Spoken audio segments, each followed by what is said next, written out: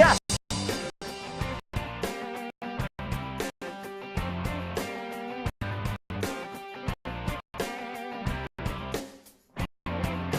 Amplify this.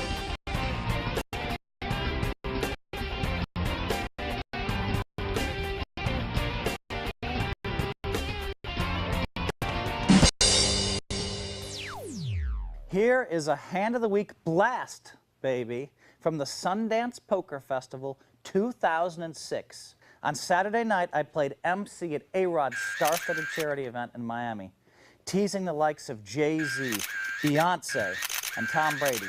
Then on Sunday night, I was MC at the star-studded W Las Vegas Hotel Casino and Residence poker event at the Sundance Film Festival in Park City. Saturday night, A-Rod. Sunday night, Sundance Film Festival, and I'm emceeing both events. I'd flown from the heat of Miami to the frigid mountains of Utah. In Miami, I drank nothing, and I did not play in the tournament. But at Sundance, I drank Dom Perignon and joined the 50-player event. After all, first place at Sundance was a $700,000 Las Vegas condo to be built in 2008 at the W. And since I wasn't getting paid to comment, or to commentate, I wanted a shot at winning it. But I really wasn't thinking about winning it. The event at Park City had a great vibe, with a huge audience watching players like Laura Papon, Shannon Elizabeth, Gina Gershon, Danny and Chris Masterson, Kevin Smith, Emile Hirsch, Good Charlottes, Benji and Joe Madden, Dave Navarro, with Carmen Electra sitting behind him, Lance Bass, DJ AM, Summer Alstus, Ann Hesh, and poker pros Annie Duke, Phil Gordon, Phil the Unabomber Locke, and Antonio the Magician Esfandiari, and semi-pro poker player and W Las Vegas founder Reagan Silber, to name a few.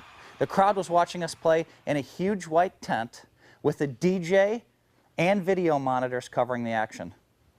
It was a beautiful night for me, literally, for I had Ann Hesh, Laura Papon, Shannon Elizabeth, and Gina Gershon all sitting next to me throughout the night. Man, they're all so beautiful.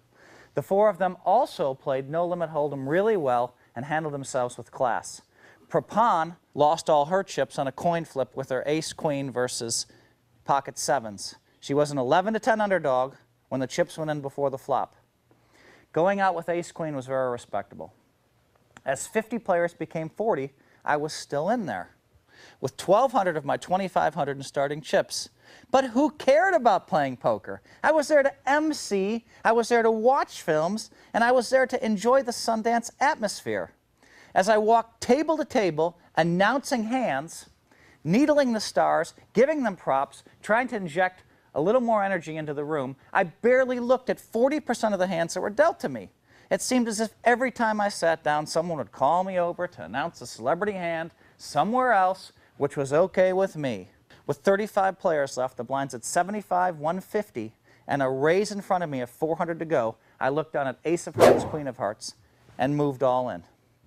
Annie Duke now grabbed the microphone to announce my all-in hand against my opponent's king of diamonds, queen of diamonds.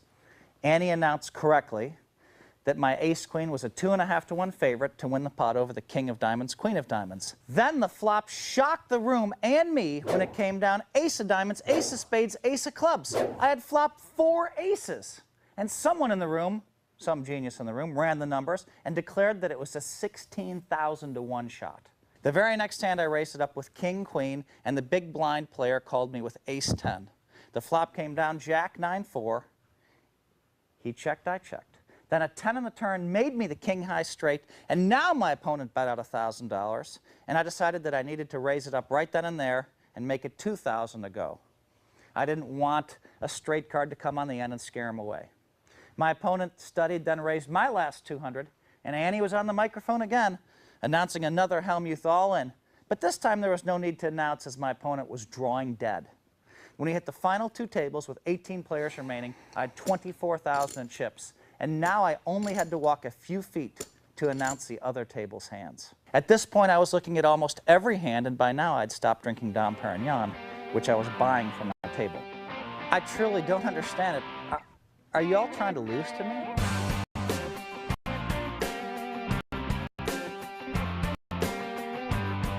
I still had a shot at winning this thing, but I still wasn't thinking too much about that possibility. I mean, it's an all or nothing deal, as Duke cleverly announced later. First place is a big house and second place is a television. I was still content to MC, and I was having a ball doing it. When we hit the final table, Chris Masterson from Malcolm in the Middle had the chip lead with 40,000 chips, but I was right in his tail with 35,000 or so. Now I didn't have to stand up anymore, since I could announce the hands right from my seat at the table. Amazingly, I had drawn the same seat at the same table that I'd occupied all day long. We had had 5 starting tables, and I happened to draw what would be the final table, the one that never broke down, and then drew the 5 seat again on the redraw.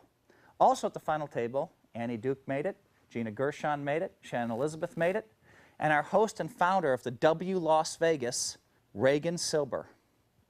Gershon finished 6th when her King of Hearts, Deuce of Hearts failed to beat Silber's King King for a huge pot. She had to be over a 13-to-1 underdog with that hand. Elizabeth finished 5th when her King 7 failed to outdraw Masterson's Ace 10. She was over a 3-to-2 underdog with her King 7.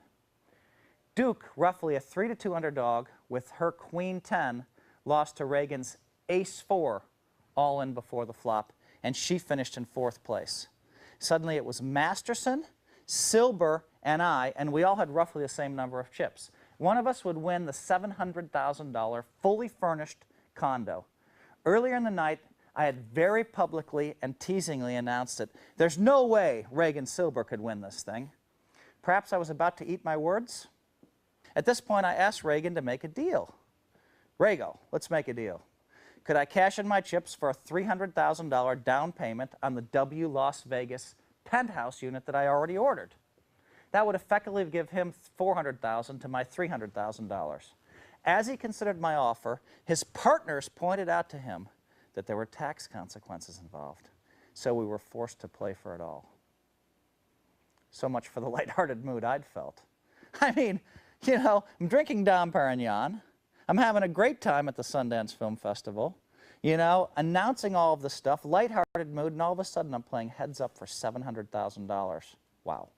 As Duke so adeptly kept announcing on the microphone, she had taken over the MC role again. First place was a house, a fine house, and second place was a TV. Before long, Annie pointed out that I hadn't said a single word in almost 10 minutes. No wonder. The sudden change in pressure, pressure, pressure. We were now playing $700,000 heads up. Had me in shock, but it also heightened my focus and resolve. About 80 grueling minutes later, with the blinds at $3,000, $6,000, and a $1,000 ante, Rago opened for $12,000 on the button. I looked down at 9 of diamonds, 3 of diamonds. Because there was already $20,000 in the pot, he made the minimum raise. It was only $6,000 more to call. I felt I was priced in. So I called, and the flop came down Jack of spades, 4 of diamonds, 3 of hearts. And I just went ahead and moved all in. Reagan called quickly and flipped up pocket queens. Uh-oh. Reagan had me covered, and he had to be at least a 4-to-1 favorite to win the title and the condo. Of course, he owns the whole building. I thought to myself that it was about time I got lucky in a key pot. And when the ace of diamonds came up on the turn to give me a flush draw, I could now win with a 3, a 9, or a diamond. I had a strong feeling that I would win the pot, even though I was still over a 2-to-1 underdog.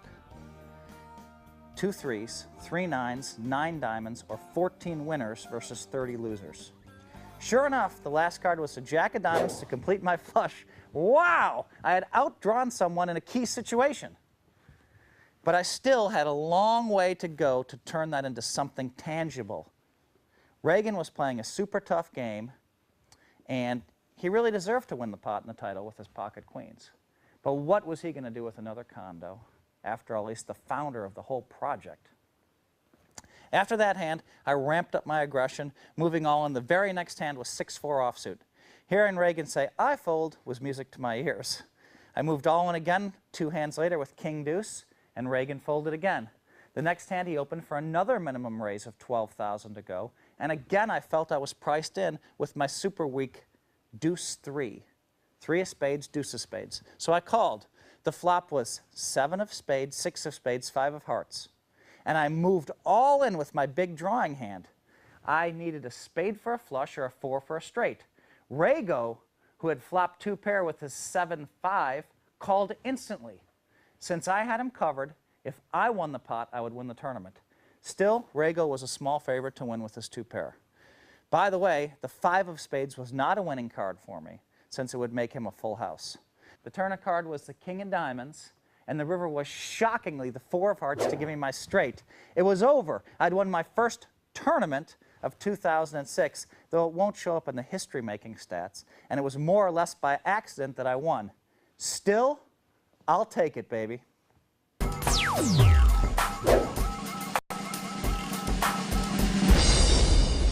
I amplify. Do you?